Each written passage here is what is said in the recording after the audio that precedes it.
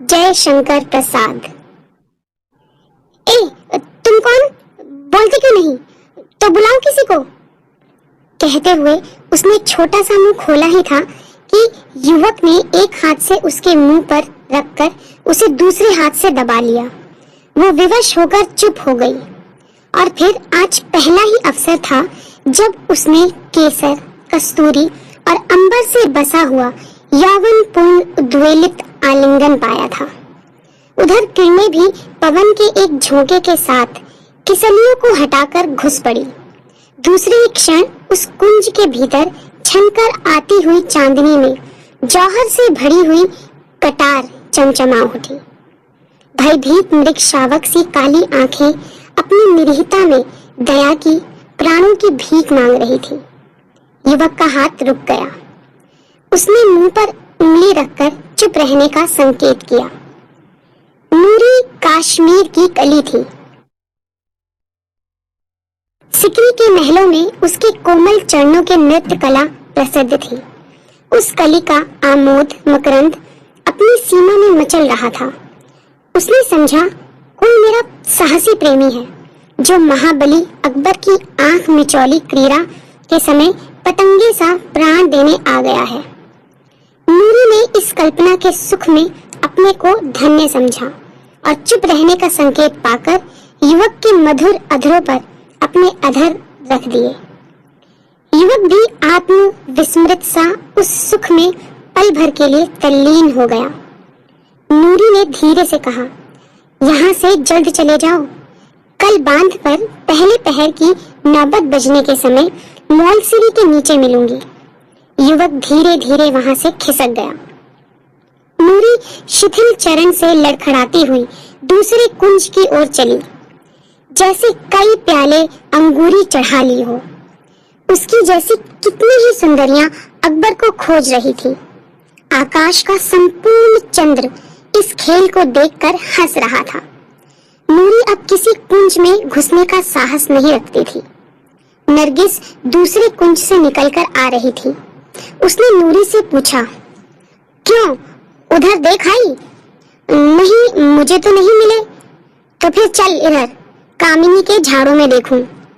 तू ही जा, मैं थक गई हूँ। नरगिस चली गई। मालती की झुकी हुई डाल की अंधेरी छाया में धड़कते हुए हृदय को हाथों में दबाई नूरी खड़ी थी।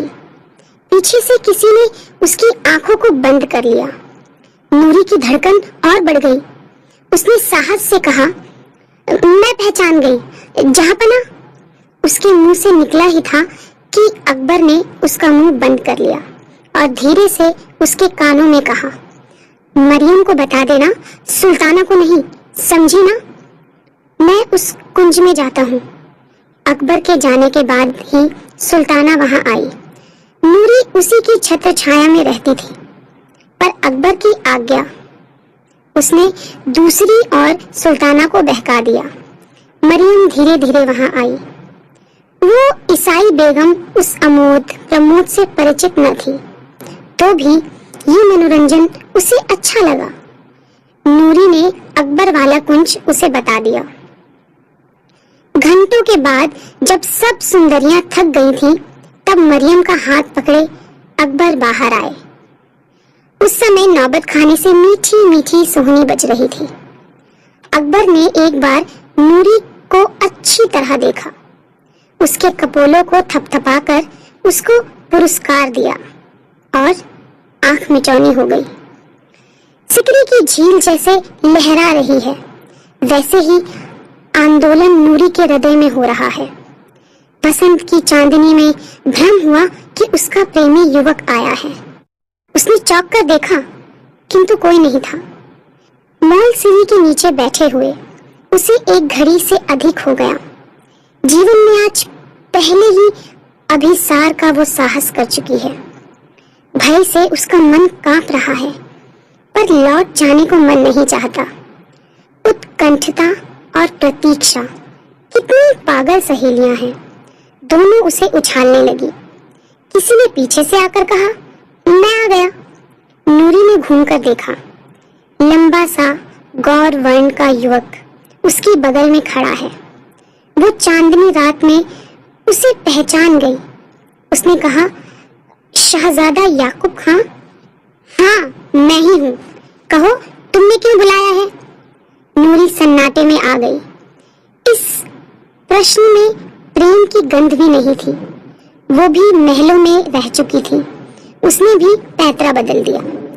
आप वहां गए थे? मैं इसका जवाब ना दूं तो? नूरी चुप रही। याकूब खां ने कहा, तुम जानना चाहती हो? ना बताइए। बताओ तो मुझे। आप डरते हैं तो ना बताइए।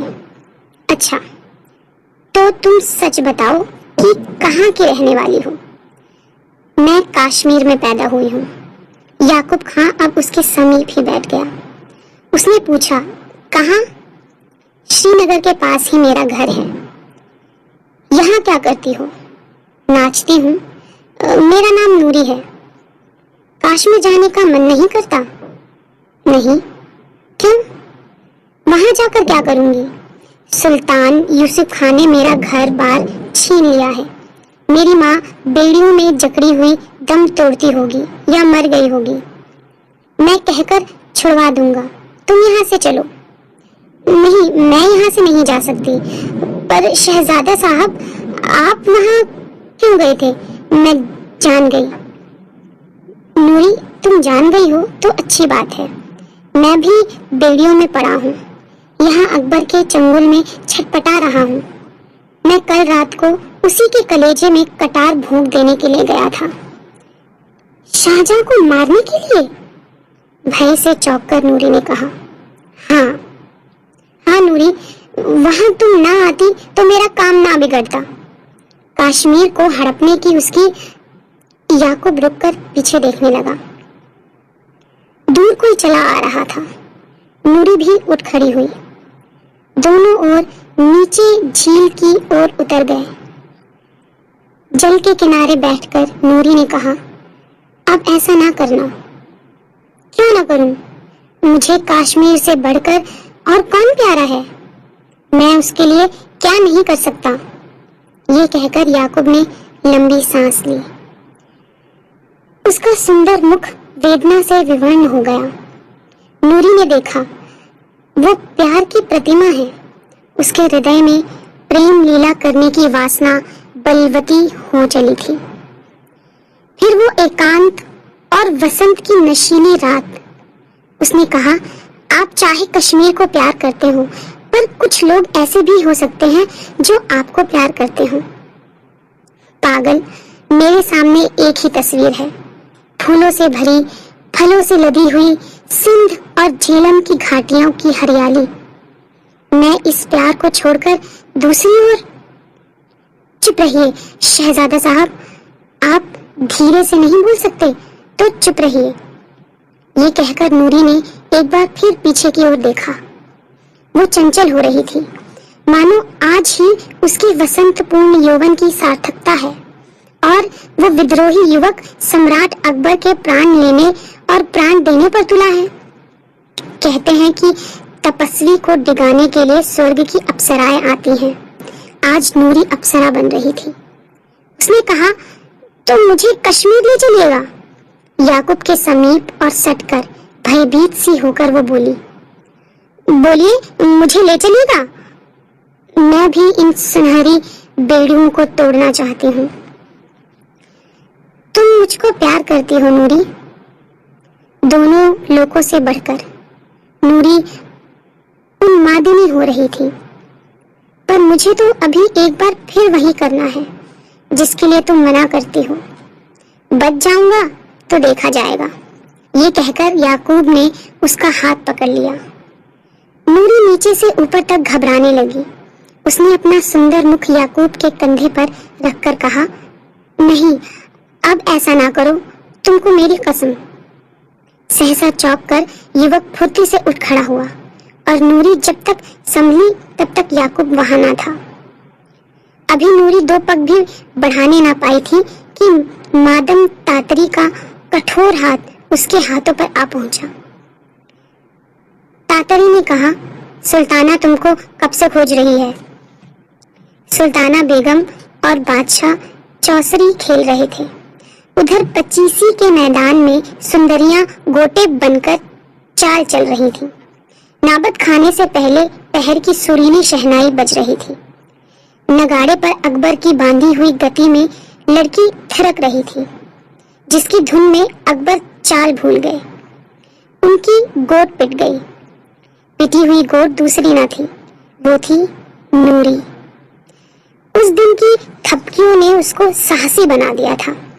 वो मचलती हुई बिसात के बाहर तिवारी में चली आई। पासे हाथ में लिए हुए अकबर उसकी ओर देखने लगे। नूरी ने अल्हड़पन से कहा, तो मैं मर गई? तू जीती रह, मरेगी क्यों? फिर दक्षिण नायक की तरह उसको मनोरंजन करने में चतुर अकबर ने सुल्तान की ओर देखकर कहा, इसका नाम क्या है? मन में सोच रहे थे उस रात की आंख मिचौली वाली घटना। ये कश्मीर की रहने वाली है, इसका नाम नूरी है।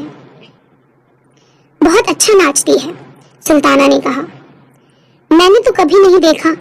तो देखिए ना नूरी, तू इसी शहनाई की गत पर नाच सकेगी? क्यों नहीं जा पाना? गोटे अपने अपने घर में जहां की तहां बैठी रहीं। नूरी का वासना और उन्माद से भरा हुआ नृत्य आरंभ हुआ। उसके नुपुर खुले हुए बोल रहे थे। वो नाचने लगी जैसे जल तरंग। वागीश्वरी के विलंबित स्वरों में अंगों के अनेक मरोड़ों के बाद जब कभी वो चुन चुन कर एक दो घुंघरू बजा देती, तब अकबर वाह वाह कह उठता। घड़ी भर नाचने के बाद जब शहनाई बंद हुई, तब अकबर ने उसे बुलाकर कहा, नूरी, तू कुछ चाहती है? नहीं जा पाना कुछ भी। मैं अपनी माँ को देखना चाहती हूँ, छुट्टी मिले तो। सिर नीचे किए हुए नूरी ने कहा, दत्त, और कुछ नहीं? और कुछ नहीं। अच्छा, तो अब मैं काबुल चलने लगूंगा, तब तू भी वहां चल सकेगी। फिर गोटे चलने लगी। खेल होने लगा।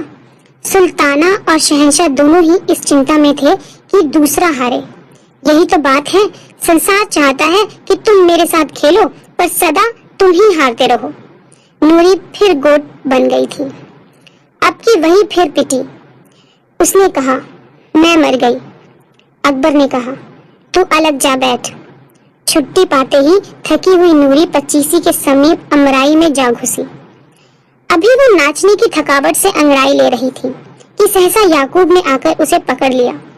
उसके शिथिल सुकुमार अंगों को दबाकर उसने कहा, नूरी, मैं तुम्हारे प्यार को लौटा देने के लिए आया हूँ।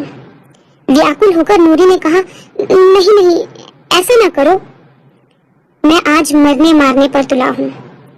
तो क्या तुम आज फिर उसी काम के लिए? हाँ नूरी। नहीं शहजादा याकूब, ऐसा ना करो।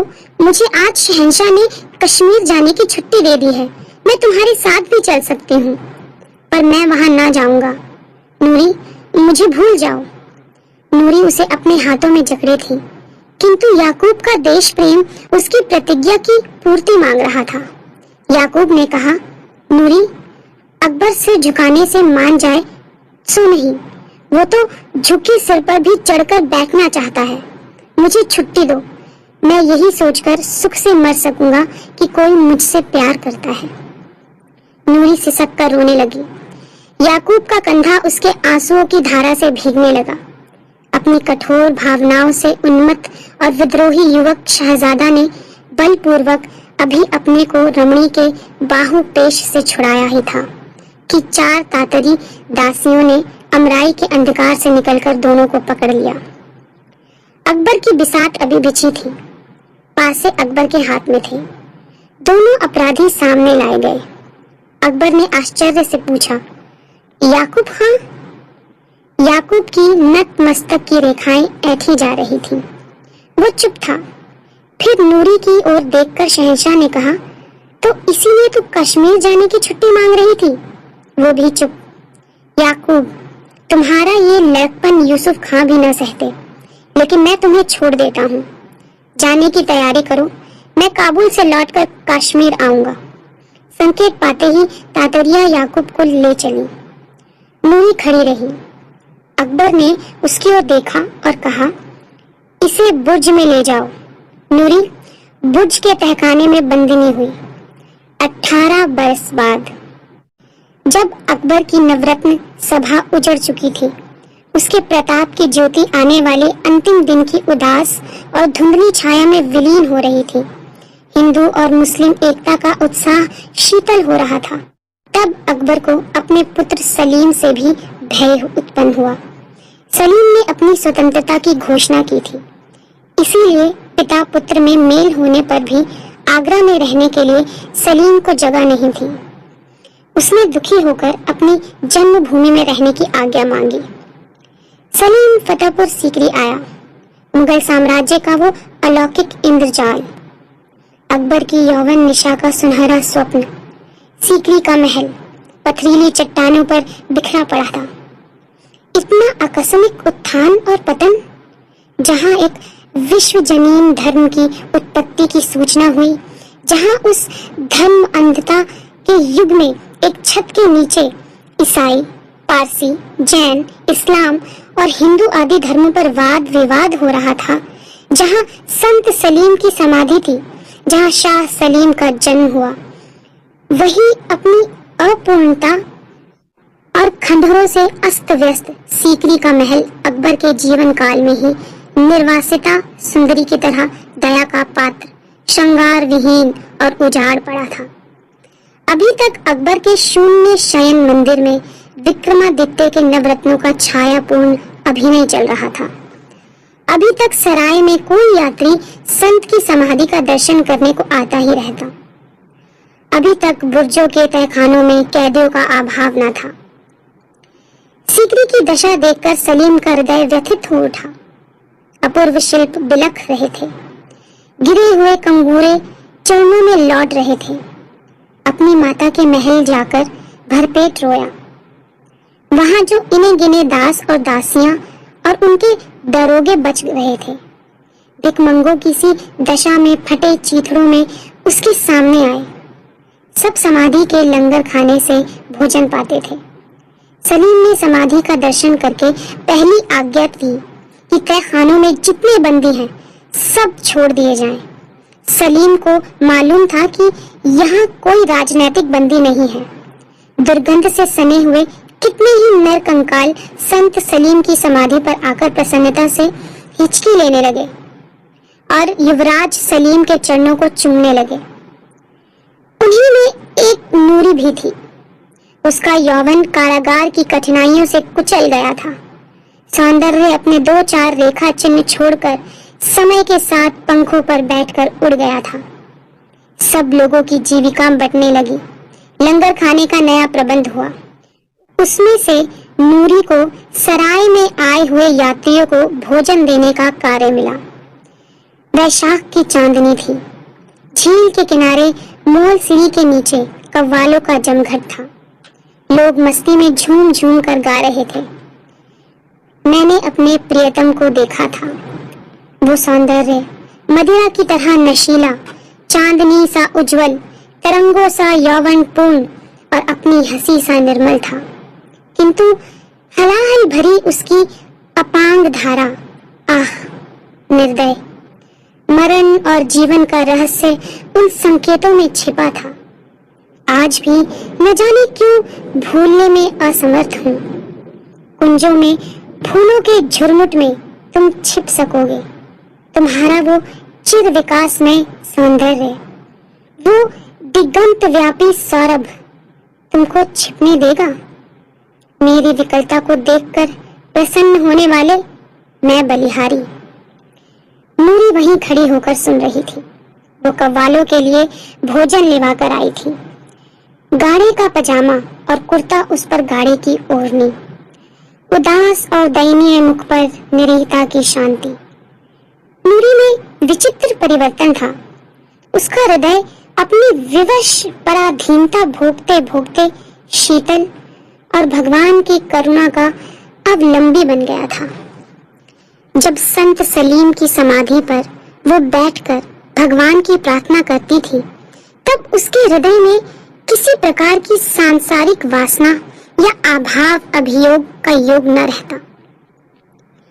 आज न जाने क्यों इस संगीत ने उसकी सोई हुई मनोवृत्ति को जगा दिया। वही मौलसरी का वृक्ष था। संगीत का वो अर्थ चाहे किसी अज्ञात लोक की परम सीमा तक पहुंचता हो, किंतु आज तो नूरी अपने संकेत स्थल की वही घटना स्मरण कर रही थी जिसमें एक सुंदर युवक से अपने हृदय की बातों को खोल देने का रहस्य था। वो कश्मीर का शहजादा आज कहाँ होगा?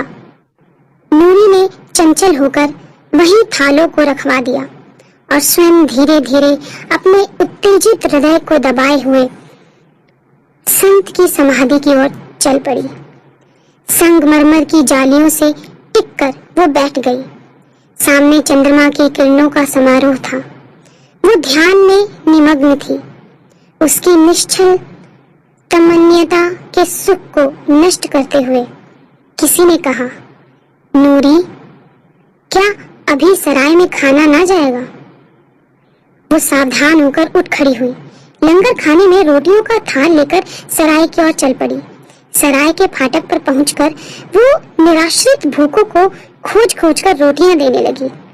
एक कोठरी के समीप पहुंचकर उसने देखा कि एक युवक टूटी हुई खाट पर पड़ा कराह रहा है। उसने पूछा, क्या है भाई, तुम बीमार हो क्या? मैं तुम्हारे लिए कुछ कर सकती हूँ तो बताओ। बहुत कुछ, टूटे स्वर से युवक ने कहा। नूरी भीतर चली गई। उसने कहा, क्या है कहिए। पास में पैसा ना होने से ये लोग मेरी खोज नहीं लेते। आज सवेरे से मैंने जल नहीं पिया। पैर इतने दुख रहे हैं कि मैं उठ नहीं सकता।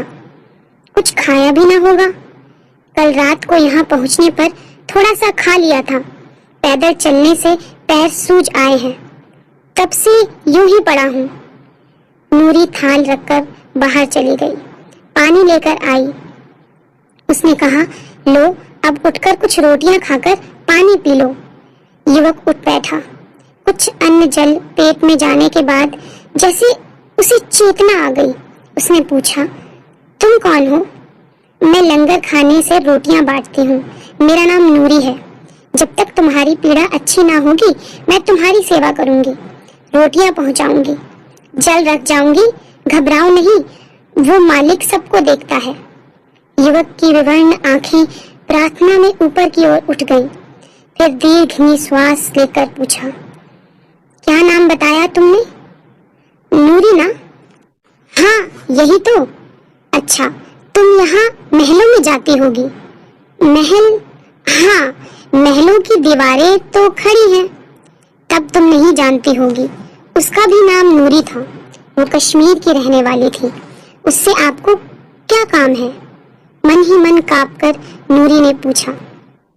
मिले तो कह देना कि एक अभागे ने तुम्हारे प्यार को ठुकरा दिया था। वो कश्मीर का शहजादा था, पर अब तो भिखमंगे से भी। कहते कहते उसकी आंखों में आंसू बहने लगे। नूरी ने उसके आंसू पोंछकर पूछा, क्या अब भी उससे मिलने को मन करता है? वो सिसक कर कहने लगा, मेरा नाम याकूब खां है। मैंने अकबर के सामने तलवार उठाई और लड़ा भी। जो कुछ मुझसे हो सकता था वो कश्मीर के लिए मैंने किया। इसके बाद बिहार के भयानक तहखाने में बेड़ियों से जकड़ा हुआ कितने दिनों तक पड़ा रहा। सुना है कि सुल्तान सलीम ने वहां के अभागों को फिर से धूप देखने के लिए छोड़ दिया है। मैं वहीं से ठोकरें खाता हुआ चला आ रहा हूँ। हथकड़ियों से छूटने पर भी किसी अपने प्यार करने वालों को देखना चाहता था। इसी से सीकरी चला आया। देखता हूँ कि मुझे वो भी ना मिलेगा।